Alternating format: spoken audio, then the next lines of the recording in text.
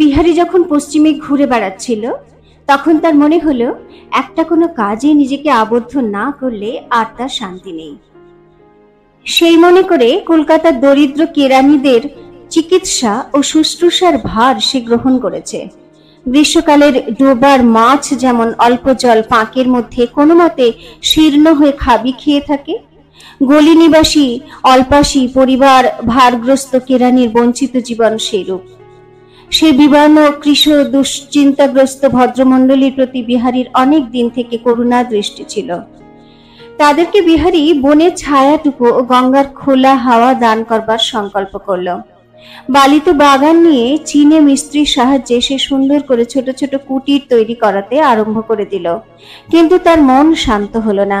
কাজে প্রবৃত্ত হবার দিন তার যতই কাছে আসতে লাগলো ততই তার চিত্ত আপন সংকল্প থেকে বিমুখ হয়ে উঠল।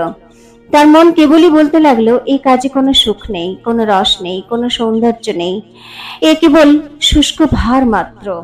কাজের কল্পনা বিহারীকে কখনো ইতিপূর্বে এমন করে ক্লিষ্ট করেনি। একদিন ছিল যখন বিহারীর বিশেষ কিছুই দরকার ছিল না। তার সম্মুখে যা কিছু উপস্থিত হতো তার প্রতি অনায়াসে সে নিজেকে নিযুক্ত করতে পারত। এখন তার মনে একটা কি ক্ষুধার উদ্রেক হয়েছে। আগে তাকে নিবৃত্ত না করে অন্য কিছুতেই তার আসক্তি হয় না। পূর্বেকার অভ্যাস মতে সে এটা ওটা নেড়ে দেখে, পরক্ষণে সে সমস্ত পরিত্যাগ করে নিষ্কৃতি পেতে চায়। বিহারীর মধ্যে যে যৌবন নিশ্চল ভাবে সুপ্ত হয়েছিল, যার কথা সে কখনো চিন্তাও করেনি, বিনোদিনীর সোনার কাঠিতে সে আজ জেগে উঠেছে। সদ্যজাত গরুড়ের মতো সে আপন খোরাকের জন্য সমস্ত জগৎটাকে ঘেঁটে বেড়াচ্ছে। এই ক্ষুধিত প্রাণীর সঙ্গে বিহারীর পূর্ব পরিচয় ছিল না। একে নিয়ে সে ব্যস্ত হয়ে উঠেছে। এখন কলকাতার ক্ষীণ জীর্ণ স্বল্পায়ু কেরানিদের নিয়ে সে কি করবে? আষাঢ়ের গঙ্গা সম্মুখে বয়ে চলেছে। থেকে থেকে পরপারে নীল মেঘ ঘনশ্রেণী গাছপালার উপরে ভারাবনত নিবিড় ভাবে আবিষ্ট হয়ে ওঠে। সমস্ত নদী তল ইস্পাতের তরবারির মতো কোথাও বা উজ্জ্বল কৃষ্ণবর্ণ ধারণ করে, কোথাও বা আগুনের মতো ঝকঝক করতে থাকে। নববর্ষার এই সমারোহের মধ্যে যেমনি বিহারীর দৃষ্টি পড়ে, অমনি তার হৃদয়ের দ্বার উদ্ঘাটন করে আকাশের এই নীল স্নিগ্ধ আলোকের মধ্যে কে একাকিনী বের হয়ে আসে, কে তার স্নানসিক্ত ঘন তরঙ্গায়িত কৃষ্ণকে উন্মুক্ত করে দাঁড়ায়। বর্ষাকাশ হতে বিদীর্ণ মেঘোচ্ছুরিত সমস্ত বিচ্ছিন্ন রশ্মিকে কুড়িয়ে নিয়ে কে একমাত্র তারই মুখের উপরে অনিমেষ দৃষ্টির দীপ্ত কাতরতা প্রসারিত করে। পূর্বের যে জীবনটা তার সুখে সন্তোষী কেটে গেছে, আজ বিহারী সেই জীবনটাকে পরম ক্ষতি বলে মনে করছে। এমন কত মেঘের সন্ধ্যা, এমন কত পূর্ণিমা রাত্রি এসেছিল, তারা বিহারীর শূন্য হৃদয়ের দ্বারের কাছে এসে সুধাপাত্র হস্তে নিঃশব্দে ফিরে গেছে। সেই দুর্লভ শুভক্ষণে কত সঙ্গীত অনারাধ্য, কত উৎসব অসম্পন্ন হয়েছে, তার আর শেষ নেই। বিহারীর মনে যে কেবল পূর্ব স্মৃতি ছিল, বিনোদিনী সেদিনকার উদ্যত চুম্বনের রক্তিম আভার দ্বারা সেগুলিকে আজ এমন বিবর্ণ অকিঞ্চিৎকর করে দিয়ে গেল। মহেন্দ্রের ছায়ার মতো হয়ে জীবনের অধিকাংশ দিন কেমন করে কাটিয়েছিল। তার মধ্যে কি চরিতার্থতা ছিল! প্রেমের বেদনায় সমস্ত জল স্থল আকাশের কেন্দ্র কুহর থেকে যে এমন রাগিনীতে এমন বাঁশি বাজে, তা তো অচেতন বিহারী পূর্বে কখনো অনুমান করতেও পারেনি। যে বিনোদিনী দুই বাহুতে বেষ্টন করে এক মুহূর্তে অকস্মাৎ এই অপরূপ সৌন্দর্য লোকে বিহারীকে উত্তীর্ণ করে দিয়েছে, তাকে সে আর কেমন করে ভুলবে? তার দৃষ্টি, তার আকাঙ্ক্ষা আজ সর্বত্র ব্যাপ্ত হয়ে পড়েছে। তার ব্যাকুল ঘন নিঃশ্বাস বিহারীর রক্তস্রোতকে অহরহ তরঙ্গিত করে তুলছে এবং তার স্পর্শে সুকোমল উত্তাপ বিহারীকে বেষ্টন করে পুলকাবিষ্ট হৃদয়কে ফুলের মতো ফুটিয়ে রেখেছে। কিন্তু তবু সেই বিনোদিনীর কাছ থেকে বিহারী আজ এমন দূরে রয়েছে কেন? তার কারণ এই, বিনোদিনী যে সৌন্দর্য রসে বিহারীকে অভিষিক্ত করে দিয়েছে, সংসারের মধ্যে বিনোদিনীর সঙ্গে সেই সৌন্দর্যের উপযুক্ত কোনো সম্বন্ধ সে কল্পনা করতে পারে না। পদ্মকে তুলতে গেলে পঙ্ক উঠে পড়ে। কি বলে তাকে এমন কোথায় স্থাপন করতে পারে যেখানে সুন্দর বিভৎস হয়ে না ওঠে? তাছাড়া মহেন্দ্রের সঙ্গে যদি কাড়াকাড়ি বেঁধে যায় তবে সমস্ত ব্যাপারটা এতই কুৎসিত আকার ধারণ করবে যে সে সম্ভাবনা বিহারী মনের প্রান্তেও স্থান দিতে পারে না। তাই বিহারী নিভৃত গঙ্গা তীরে বিশ্ব সঙ্গীতের মাঝখানে তার মানসী প্রতিমাকে প্রতিষ্ঠিত করে আপনার হৃদয়কে ধূপের মতো দগ্ধ করছে, পাছে এমন কোনো সংবাদ পায় যাতে তার সুখ স্বপ্নজাল ছিন্ন বিচ্ছিন্ন হয়ে যায়। তাই সে চিঠি লিখে বিনোদিনীর কোনো খবরও নেয় না। তার বাগানের দক্ষিণ প্রান্তে ফলপূর্ণ জাম গাছের তলায় মেঘাচ্ছন্ন প্রভাতে বিহারী চুপ করে পড়েছিল। সম্মুখ দিয়ে কুঠির পানসি যাতায়াত করছিল, তাই সে অলসভাবে দেখছিল। ক্রমে বেলা বেড়ে যেতে লাগলো। চাকর এসে আহারের আয়োজন করবে কিনা জিজ্ঞাসা করলো। বিহারী বলল, এখন থাক। মিস্ত্রির সর্দার এসে বিশেষ পরামর্শের জন্য তাকে আজ কাজ দেখতে আহ্বান করলো। বিহারী বলল, আর একটু পরে। এমন সময় বিহারী হঠাৎ চমকে উঠে দেখল সামনে অন্নপূর্ণা। শশব্যস্ত হয়ে উঠে পড়ল। দুই হাতে তার পা চেপে ধরে ভূতলে মাথা রেখে প্রণাম করল। অন্নপূর্ণা তার দক্ষিণ হাত দিয়ে পরম স্নেহে বিহারীর মাথা ও গা স্পর্শ করলেন। অশ্রুজড়িত স্বরে বললেন, বিহারী, তুই এত রোগা হয়ে গেছিস কেন? বিহারী বলল, কাকিমা, তোমার স্নেহ ফিরে পাবার জন্য। শুনে অন্নপূর্ণার চোখ দিয়ে ঝরঝর করে জল পড়তে লাগলো। বিহারী ব্যস্ত হয়ে বলল, কাকিমা, তোমার এখনো খাওয়া হয়নি? অন্নপূর্ণা বললেন, না, এখনো আমার সময় হয়নি। বিহারী বলল, চলো আমি রাতবার জোগাড় করে দিই গে। আজ অনেক দিন পরে তোমার হাতের রান্না এবং তোমার হাতের পাতের প্রসাদ খেয়ে বাঁচব। মহেন্দ্র আসার সম্বন্ধে বিহারী কোনো কথাই উত্থাপন করল না। অন্নপূর্ণা একদিন সহস্তে বিহারীর কাছে সেদিককার দ্বার রুদ্ধ করে দিয়েছেন। অভিমানের সঙ্গে সেই নিষ্ঠুর নিষেধ সে পালন করল। আহারান্তে অন্নপূর্ণা বললেন, নৌকা ঘাটেই প্রস্তুত আছে বিহারী, এখন একবার কলকাতায় চলো। বিহারী বলল, কলকাতায় আমার কোন প্রয়োজন? অন্নপূর্ণা বললেন, দিদির বড় অসুখ, তিনি তোকে দেখতে চেয়েছেন। শুনে বিহারী চকিত হয়ে উঠলেন। জিজ্ঞাসা করল, মহিন্দা কোথায়? অন্নপূর্ণা বললেন, সে কলকাতায় নেই, পশ্চিমে চলে গেছে। শুনে মুহূর্তে বিহারীর মুখ বিবর্ণ হয়ে গেল। সে চুপ করে রইল। অন্নপূর্ণা জিজ্ঞাসা করল, তুই কি সকল কথা জানিস নে? বিহারী বলল, কতকটা জানি, কিন্তু শেষ পর্যন্ত জানি না। তখন অন্নপূর্ণা বিনোদিনীকে নিয়ে মহেন্দ্রের পশ্চিমে পলায়ন বার্তা বললেন। বিহারীর চক্ষে তৎক্ষণাৎ জলস্থল আকাশের সমস্ত রং বদলে গেল। তার কল্পনা ভাণ্ডারের সমস্ত সঞ্চিত রস মুহূর্তে তিক্ত হয়ে উঠল। মায়াবিনী বিনোদিনী কি সেদিনকার সন্ধ্যাবেলায় আমাকে নিয়ে খেলা করে গেল? তার ভালোবাসার আত্মসমর্পণ সমস্তই ছলনা। সে তার গ্রাম ত্যাগ করে নির্লজ্জভাবে মহেন্দ্রের সঙ্গে একাকিনী পশ্চিমে চলে গেল। ধিক তাকে এবং ধিক আমাকে, যে আমি মূঢ় তাকে এক মুহূর্তের জন্য বিশ্বাস করেছিলাম। হায় মেঘাচ্ছন্ন আষাঢ়ের সন্ধ্যা, হায় গত বৃষ্টি পূর্ণিমার রাত্রি, তোমাদের ইন্দ্রজাল কোথায় গেল? বিহারী ভাবছিল দুঃখিনী আশার মুখের দিকে সে চাইবে কি করে।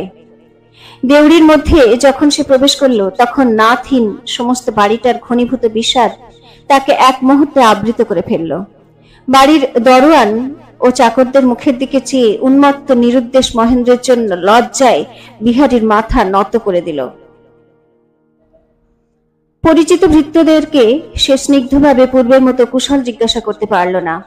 অন্তঃপুরে প্রবেশ করতে তার পা যেন সরতে চাইল না। বিশ্বজনের সামনে প্রকাশ্যভাবে মহেন্দ্র অসহায় আশাকে যে দারুণ অপমানের মধ্যে নিক্ষেপ করে গেছে, যে অপমানে স্ত্রীলোকের চরমতম আবরণটুকু হরণ করে তাকে সমস্ত সংসারের সকৌতূহল কৃপাদৃষ্টি বর্ষণের মাঝখানে দাঁড় করিয়ে দেয়, সেই অপমানের অনাবৃত প্রকাশ্যতার মধ্যে বিহারী কুণ্ঠিত ব্যথিত আশাকে দেখবে কোন প্রাণে? কিন্তু এ সকল চিন্তার ও সংকোচের আর অবসর রইল না। অন্তঃপুরে প্রবেশ করতেই আশা দ্রুতপদে এসে বিহারীকে বলল, ঠাকুরপো, হ্যাঁ, একবার শীঘ্র এসে মাকে দেখে যাও, তিনি বড় কষ্ট পাচ্ছেন। বিহারীর সঙ্গে আশার প্রকাশ্যভাবে এই প্রথম আলাপ। দুঃখের দুর্দিনে একটিমাত্র সামান্য ঝটকায় সমস্ত ব্যবধান উড়িয়ে নিয়ে যায়। যারা দূরে বাস করছিল তাদেরকে হঠাৎ বন্যায় একটিমাত্র সংকীর্ণ ডাঙার উপরে একত্র করে দেয়। আশার এই সংকোচহীন ব্যাকুলতায় বিহারী আঘাত পেল। মহেন্দ্র তার সংসারটিকে যে কি করে দিয়ে গেছে এই ক্ষুদ্র ঘটনা থেকেই তা সে যেন অধিক বুঝতে পারল। দুর্দিনের তাড়নায় গৃহের যেমন সজ্জা সৌন্দর্য উপেক্ষিত, গৃহলক্ষ্মীরও তেমনি লজ্জা স্ত্রীটুকু রাখবারও অবসর ঘুচেছে। ছোটখাটো আবরণ, অন্তরাল, বাছ বিচার সমস্ত খসে পড়ে গেছে।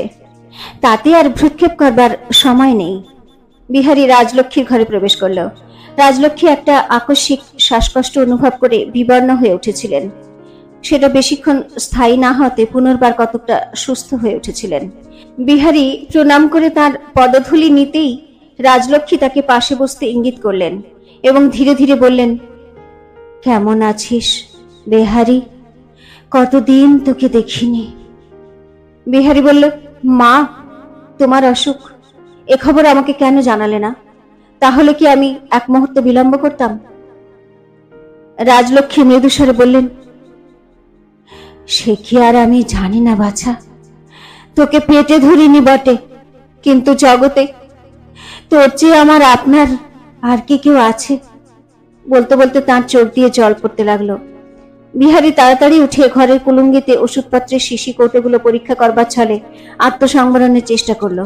ফিরে এসে সে যখন রাজলক্ষ্মীর নাড়ি দেখতে উদ্যত হলো, রাজলক্ষ্মী বললেন, আমার নাড়ির খবর থাক, জিজ্ঞাসা করি তুই এমন রোগা হয়ে গেছিস কেন বিহারী? বলে রাজলক্ষ্মী তার কৃশ হস্ত তুলে বিহারীর কণ্ঠায় হাত বুলিয়ে দেখলেন। বিহারী বলল, তোমার হাতের মাছের ঝোল না খেলে আমার এই হাড় কিছুতেই ঢাকবে না। তুমি শীঘ্র শীঘ্র সেরে ওঠো মা, আমি ততক্ষণ রান্নার আয়োজন করে রাখি। রাজলক্ষ্মী ম্লান হাসি হেসে বললেন, সকাল সকাল আয়োজন কর বাছা, কিন্তু রান্নার নয়। বলে বিহারীর হাত চেপে ধরে বললেন, বিহারী, তুই বউ ঘরে নিয়ে আয়, তোকে দেখবার লোক কেউ নেই। ও মেজ বউ, তোমরা এবার বিহারীর একটু বিয়ে দিয়ে দাও।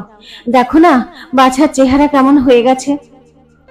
অন্নপূর্ণা বললেন, তুমি সেরে ওঠো দিদি, এ তো তোমারই কাজ, তুমি সম্পন্ন করবে, আমরা সকলে যোগ দিয়ে আমোদ করব। রাজলক্ষ্মী বললেন, আমার আর সময় হবে না মেজ বউ, বিহারীর ভার তোমারই উপর রইল, ওকে সুখী করো। আমি ওর ঋণ শুধে যেতে পারলাম না, কিন্তু ভগবান ওর ভালো করবেন। বলে বিহারীর মাথায় তার দক্ষিণ হস্ত বুলিয়ে দিলেন। আশা আর ঘরে থাকতে পারল না, কাঁদবার জন্য বাইরে চলে গেল। অন্নপূর্ণা অশ্রুজলের ভিতর দিয়ে বিহারীর মুখের প্রতি স্নেহ দৃষ্টিপাত করলেন। রাজলক্ষ্মীর হঠাৎ কি মনে পড়ল, তিনি ডাকলেন, বৌমা, ও বৌমা। আশা ঘরে প্রবেশ করতেই বললেন, বিহারীর খাবারের সব ব্যবস্থা করেছো তো? বিহারী বলল, মা, তোমার এই পেটুক ছেলেটিকে সকলেই চিনে নিয়েছে। দেউড়িতে ঢুকতেই দেখি ডিমওয়ালা বড় বড় কই মাছ চুপড়িতে নিয়ে বামি হন হন করে অন্দরের দিকে ছুটেছে। বুঝলাম এ বাড়িতে এখনো আমার খ্যাতি লুপ্ত হয়নি। বলে বিহারী হেসে একবার আশার মুখের দিকে চাইল। আশা আজ আর লজ্জা পেল না, সে স্নেহের সঙ্গে স্মিত হাস্যে বিহারীর পরিহাস গ্রহণ করল। বিহারী যে এ সংসারের কতখানি আশা তা আগে সম্পূর্ণ জানত না। অনেক সময় তাকে অনাবশ্যক আগন্তুক মনে করে অবজ্ঞা করেছে। অনেক সময় বিহারীর প্রতি বিমুখ ভাব তার আচরণে সুস্পষ্ট পরিস্ফুট হয়ে উঠেছে। সেই অনুতাপের ধিক্কারে আজ বিহারীর প্রতি তার শ্রদ্ধা এবং করুণা সবেগে ধাবিত হয়েছে। রাজলক্ষ্মী বললেন, মেজ বউ, বামুন ঠাকুরের কর্ম নয়, রান্নাটা তোমায় নিজে দেখিয়ে দিতে হবে। আমাদের এই বাঙাল ছেলে একরাশ ঝাল নইলে খেতে পারে না। বিহারী, তোমার মা ছিলেন বিক্রমপুরের মেয়ে, তুমি নদিয়া জেলার ভদ্র সন্তানকে বাঙাল বলো? এ তো আমার সহ্য হয় না। এটা নিয়ে অনেক পরিহাস হলো এবং অনেকদিন পরে মহেন্দ্রের বাড়ির বিষাদ ভার যেন লঘু হয়ে এলো। কিন্তু এত কথাবার্তার মধ্যে কোনো পক্ষ থেকেই কেউ মহেন্দ্রের নাম উচ্চারণ করল না। পূর্বে বিহারীর সঙ্গে মহেন্দ্রের কথা নিয়ে রাজলক্ষ্মীর একমাত্র কথা ছিল। তা নিয়ে মহেন্দ্র নিজে তার মাতাকে অনেকবার পরিহাস করেছে। আজ সেই রাজলক্ষ্মীর মুখে মহেন্দ্রের নাম একবারও না শুনে বিহারী মনে মনে স্তম্ভিত হলো। রাজলক্ষ্মীর একটু নিদ্রাবেশ হতেই বিহারী বাইরে এসে অন্নপূর্ণাকে বলল, মার ব্যামো তো সহজ নয়। অন্নপূর্ণা বললেন, সে তো স্পষ্টই দেখা যাচ্ছে, বলে তার ঘরের জানলার কাছে বসে পড়লেন। অনেকক্ষণ চুপ করে থেকে বললেন, একবার মহিনকে ডেকে আনবি না বিহারী? আর তো দেরি করা উচিত হয় না। বিহারী কিছুক্ষণ নিরুত্তর থেকে বলল, তুমি যেমন আদেশ করবে আমি তাই করব। তার ঠিকানা কেউ কি জানে? অন্নপূর্ণা, ঠিক জানে না, খুঁজে নিতে হবে। বিহারী, আর একটা কথা তোর কাছে বলি, আশার মুখের দিকে চাস। বিনোদিনীর হাত থেকে মহেন্দ্রকে যদি উদ্ধার করতে না পারিস তবে সে আর বাঁচবে না। তার মুখ দেখলেই বুঝতে পারবি তার বুকে মৃত্যু বাণ বেজেছে। বিহারী মনে মনে তীব্র হাসি হেসে ভাবল, ভরকে উদ্ধার করতে আমি যাব, ভগবান আমাকে উদ্ধার কে করবে?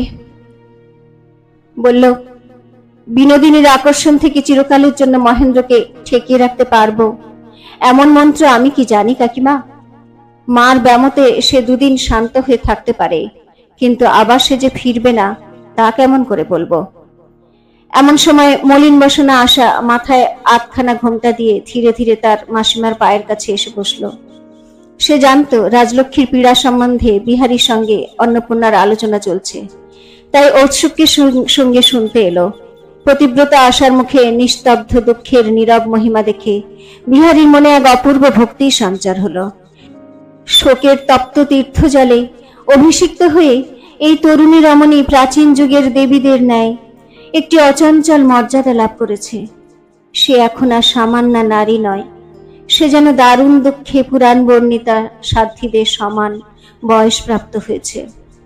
বিহারী আশার সঙ্গে রাজলক্ষ্মীর পথ্য ঔষধ সম্বন্ধে আলোচনা করে যখন আশাকে বিদায় করলো, তখন একটি দীর্ঘ নিঃশ্বাস ফেলে অন্নপূর্ণাকে বলল, মহেন্দ্রকে আমি উদ্ধার করব। বিহারী মহেন্দ্রের ব্যাংকে গিয়ে খবর পেল যে তাদের এলাহাবাদ শাখার সঙ্গে মহেন্দ্র অল্পদিন হতে লেননা দেনা আরম্ভ করেছে।